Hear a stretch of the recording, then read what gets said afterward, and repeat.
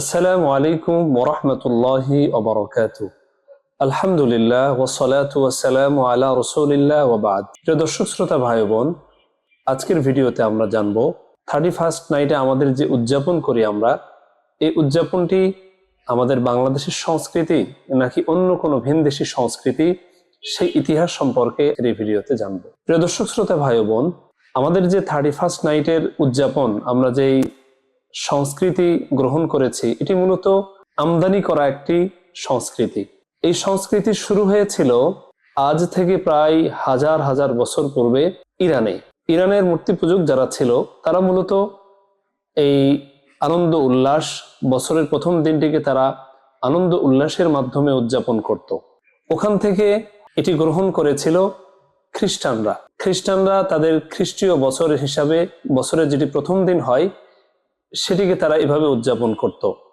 তাদের ঘাড় বেয়ে এটি আমরা গ্রহণ করেছি এবং আমাদের সমাজে এটি ব্যাপকভাবে বিস্তার লাভ করেছে।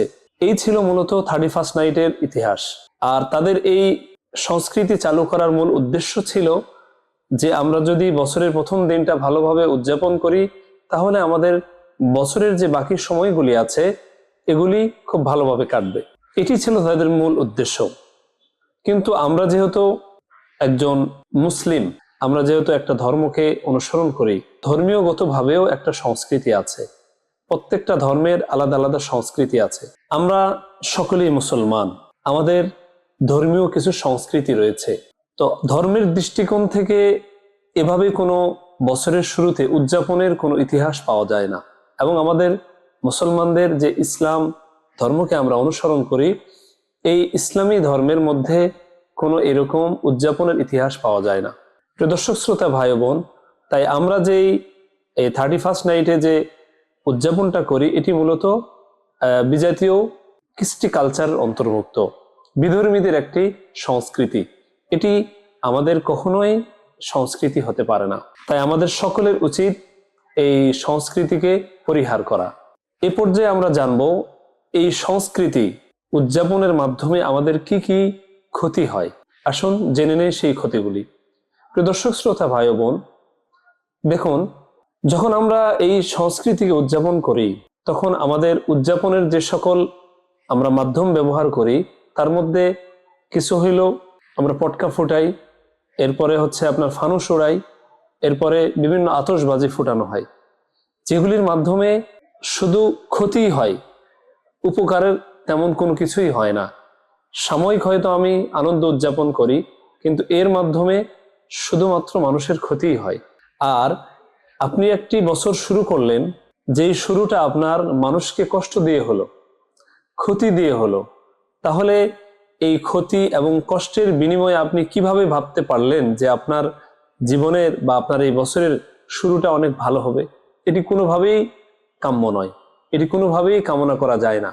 আমরা ঢাকা শহরে যারা আছি, এরপরে বিভিন্ন জেলা শহরগুলোতে যেভাবে ফানুস ওড়ানো হয়, পটকা ফোটানো হয়, এরপরে আতশবাজি ফোটানো হয়, এর মাধ্যমে মানুষ অনেক কষ্ট পায়। আর মানুষকে কষ্ট দেওয়া হারাম, কবিরা গুনাহ। রাসূলুল্লাহ সাল্লাল্লাহু আলাইহি ওয়াসাল্লাম হাদিসের মধ্যে বলেন, সাহাবা ইকরামকে রাসূল সাল্লাল্লাহু আলাইহি ওয়াসাল্লাম জিজ্ঞেস করলেন যে আচ্ছা বলো তো সবচেয়ে নিঃস্ব কে? সাহাবা ইকরাম সাধারণত তাদের অভিব্যক্তি ছিল যে আমরা যেটা মনে করি যে যার দুনিয়াতে কোনো ধন সম্পদ নেই, সন্তান সন্ততি কিচ্ছু নেই, তাদেরকে আমরা নিঃস্ব বলি। তো রাসূল বলেন আসলে বিষয়টা এমন না। নিঃস্ব হলো ওই ব্যক্তি যে কিয়ামতের দিনে অনেক নামাজ রোজা হজ যাকাত নিয়ে উঠবে, কিন্তু সে মানুষকে কষ্ট দেওয়ার কারণে, সে জালিম হওয়ার কারণে তার সমস্ত এই সকল সোয়াব, নামাজ রোজার যে সোয়াব সে পেয়েছিল, সবগুলি তার ওই মজলুম ব্যক্তিদেরকে সব কিছুকে বন্টন করে দেওয়া হবে। ফলে ওই জালিম সেদিন নিঃস্ব থাকবে। প্রিয় দর্শক শ্রোতা ভাই বোন, আমাদের সামান্য একটি ছোট্ট উদযাপনের মাধ্যমে যদি মানুষের কষ্ট হয়, এটি কখনোই মুসলমানের উদযাপন হতে পারে না। মুসলমানের প্রত্যেকটা কাজ ইবাদত, মুসলমানের কোনো কাজ যেন মানুষকে কষ্ট না দেয়, এই খেয়ালটি আমরা করব।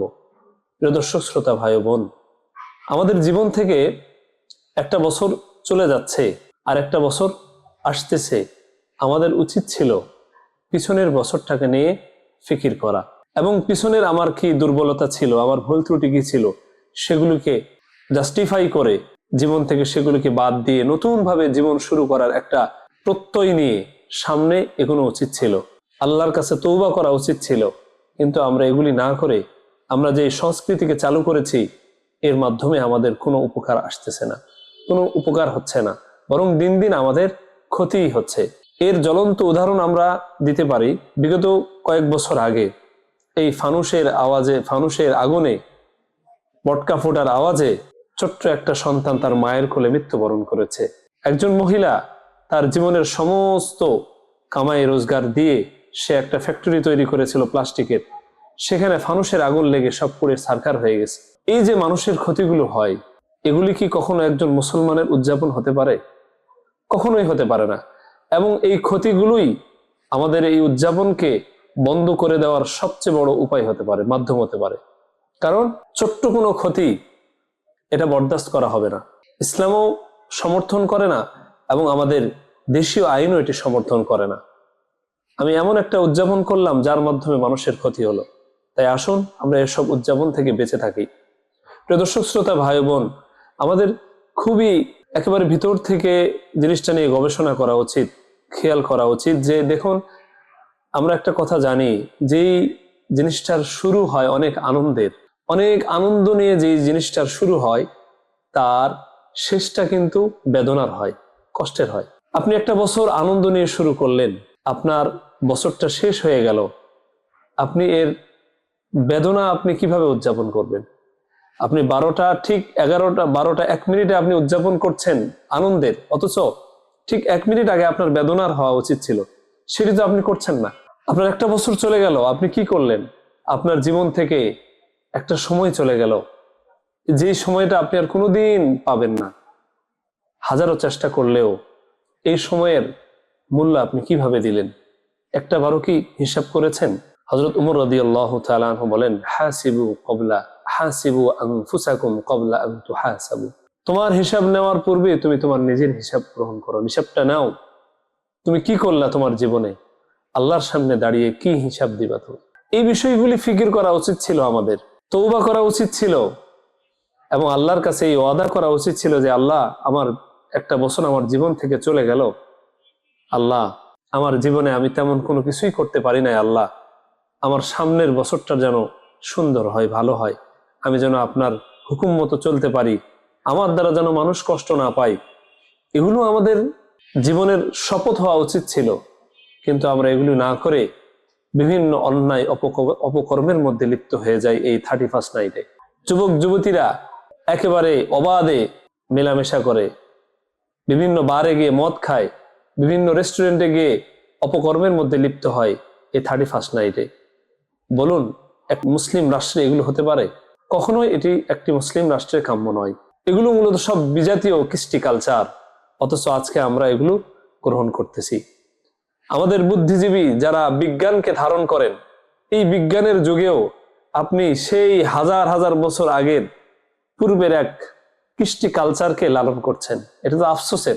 আমরা পূর্বের যুগের বিষয়কে আমরা বলি এগুলো সব পুরাতন যুগের কথা, এখন নতুন যুগ। তাহলে এই নতুন যুগে এসেও যদি আমরা সেই আমদানি করা হাজার হাজার বছর আগের কৃষ্টি কালচারকে গ্রহণ করি, তাহলে আমাদের এর চেয়ে বড় লজ্জার আর কিছু নেই। প্রিয় ভাই বোন, পরকালের চিন্তা ফিকির করা উচিত। প্রবাদ রয়েছে, কথা রয়েছে, কওল রয়েছে, মুতু ক্বাবলা আন তামুতু, তুমি মরার আগে মরো। মরার আগে নিজে নিজে একটু মরার ভান করে দেখো যে তোমার মরার পরে কি হবে, মৃত্যুর পরে কি হবে, মৃত্যুর জিন্দেগিটা আপনার কি হবে, এই ফিকিরটা একবার করুন। প্রিয় দর্শক শ্রোতা, ভাই বোন, আল্লাহ তাআলা পবিত্র কুরআনুল কারীমের মধ্যে বলেন, ইন্নাল মুবাযযিরিনা কানু ইখওয়ানাশ শায়াতিন, যারা অপচয় করে তারা শয়তানের ভাই। এই যে আমরা ফানুস উড়াই, এরপরে পটকা ফুটাই, আতশবাজি করি, এগুলো দিয়ে কি লাভ হয়? অপচয়। কত সম্পদের অপচয় হয় আমরা কল্পনাও করতে পারবো না। এরপরে এর মাধ্যমে মানুষকে আমাদের কষ্ট দেওয়া হয়। কত ছোট ছোট বাচ্চা থাকে, তারা ঘুমায়, তাদের এই আওয়াজে তারা অনেক আতঙ্কিত হয়ে যায়। কত পাখি, ছোট ছোট পাখি থাকে শহরে, পাখিগুলো আতঙ্কে অনেক পাখি মারা যায়, আবার তারা উড়ে উড়ে অনেক দূরে চলে যায়। এই যে আমি এই অবলা প্রাণীকে কষ্ট দিলাম, ছোট ছোট বাচ্চাগুলোকে কষ্ট দিলাম। আমাদের কত মুরব্বী চাচা বাবারা আছে, অনেকের হার্টের সমস্যা আছে, এইগুলোর আওয়াজে তারা অনেক কষ্ট পায়। এর দায় কে নেবে? কোনো একটা কষ্টের থেকে আপনি কোনোদিন মুক্তি পাবেন? তার কাছ থেকে যদি ক্ষমা আপনি না নেন, আপনার এই কাজের কারণে মানুষ যে কষ্ট পাইল, এর থেকে আপনি কিভাবে ক্ষমা পাবেন, কিভাবে ক্ষমা নিবেন কিভাবে? কারণ আপনি তো জানেনই না কতজনের কাছ থেকে আপনি ক্ষমা নিবেন। প্রিয় ভাই ও বোন, মানুষকে কষ্ট দেওয়া এটা মানুষের কাছ থেকেই ক্ষমা নিতে হয়। সে যদি ক্ষমা না করে আপনি কোনোদিন ক্ষমা পাবেন না। হকুল ইবাদ আর হকুল্লাহ, বান্দার হক আপনি নষ্ট করলে বান্দার কাছ থেকে আপনাকে মাপ নিতে হবে। এজন্য আসুন আমরা এই সমস্ত বিজাতীয় কৃষ্টি কালচার থেকে, সংস্কৃতি থেকে নিজেদেরকে মুক্ত রাখি। আমরা মুসলমান, আমাদের ধর্মীয় সংস্কৃতি আছে, আমরা সেগুলো গ্রহণ করব। দেশীয় যে সকল সংস্কৃতি আছে এটি যদি আমাদের ধর্মের মুখালেফ না হয়, আমাদের ধর্মের যে সকল রীতিনীতি আছে এবং ধর্মীয় যে সকল হুকুম আহকাম আছে এর বিরুদ্ধে যদি না যায়, আমরা সেগুলো সংস্কৃতি গ্রহণ করতে পারি, কোনো সমস্যা নেই। কিন্তু যেটি ধর্মীয় দৃষ্টিকোণ থেকেও একেবারে ব্যাঠিক এবং আমাদের এই সংস্কৃতি দেশীয় সংস্কৃতিও নয়, তাহলে আমরা কেন এটি গ্রহণ করব? কাদের প্ররোচনায় আমরা এই এক খারাপ কাজের মধ্যে দিন দিন লিপ্ত হয়ে যাচ্ছি এবং এটাকে প্রমোট করা হয়। এই কারণে তো আমাদের সমাজ এভাবে বিস্তার লাভ করেছে। এটি আরো 20 বছর আগে ছিল না আমাদের দেশে। আমাদের এই সকল মিডিয়াগুলো বিভিন্ন, তারা এইভাবে এমনভাবে প্রচার করেছে, আমাদের প্রত্যেকটা ঘরে ঘরে ছেলে মেয়েরা আজকে এই অন্যায় অপকর্মের মধ্যে লিপ্ত এবং অপসংস্কৃতির মধ্যে লিপ্ত। তাদেরকে আমরা কোনোভাবে বাধা দিতে পারি না, শত চেষ্টা করলেও তাদের সঙ্গে পেরে ওঠা যায় না। খুবই হতাশার। তাই আসুন আমরা যারা দায়িত্বশীল, আমরা যারা দায়িত্বে আছি, যারা আমরা বাবা মা যে যেখানে আছি, সকলে সবার জায়গা থেকে সতর্ক থাকি এবং এ সকল সংস্কৃতি আমাদের সমাজ থেকে দূর করি। আমরা যদি সকলেই একতাবদ্ধ হই, সকলেই প্রচেষ্টা শুরু করি, ইনশাআল্লাহ আমাদের সমাজটা সুন্দর হবে। আমাদের সরকারের পক্ষ থেকে অনেক বলা হয়ে থাকে এবং অনেক প্রস্তুতি নেওয়া হয়ে থাকে, যে বলা হয়ে থাকে আমাদের এগুলো করা যাবে না, কোনো ঢোল বাদ্য গান বাজনা বাজানো যাবে না, ফানুস উড়ানো যাবে না, এগুলো বলা হয়ে থাকে এবং প্রশাসনের পক্ষ থেকেও বলা হয়ে থাকে, কিন্তু কাজের কাজ কিছুই হয় না। সেদিন সবাই সবার মতো করে কাজগুলো করতে থাকে। প্রিয় ভাই ও বোন, ধর্মীয় অনুভূতি, ধর্মীয় চিন্তা চেতনা, ধর্মের ফিকির দিলের মধ্যে না থাকলে আসলে এই কাজগুলো থেকে বাঁচা কঠিন। আপনার যদি আল্লাহর হুকুম আহকামের প্রতি শ্রদ্ধা, সম্মান, ভালোবাসা, আমলের চিন্তা না থাকে, তাহলে এভাবে জোর করে মানুষকে ভালো কাজ করানো যায় না, অন্যায় কাজ থেকে ফিরানো যায় না। এজন্য আসুন আমরা এক আল্লাহর দিকে ফিরে যাই, রসুলের সুন্নাহকে আঁকড়ে ধরি এবং ধর্মীয় যে সকল সংস্কৃতি আছে সেগুলিকে আমরা উদযাপন করি। আল্লাহ পাক আমাদের সকলকে এই বিজাতীয় সকল অপসংস্কৃতি থেকে বেঁচে থাকার তৌফিক দান করেন। ওয়া আখিরু দাওয়ানা আলহামদুলিল্লাহি রাব্বিল আলামিন। আসসালামু আলাইকুম ওয়া রাহমাতুল্লাহি ওয়া বারাকাতুহু।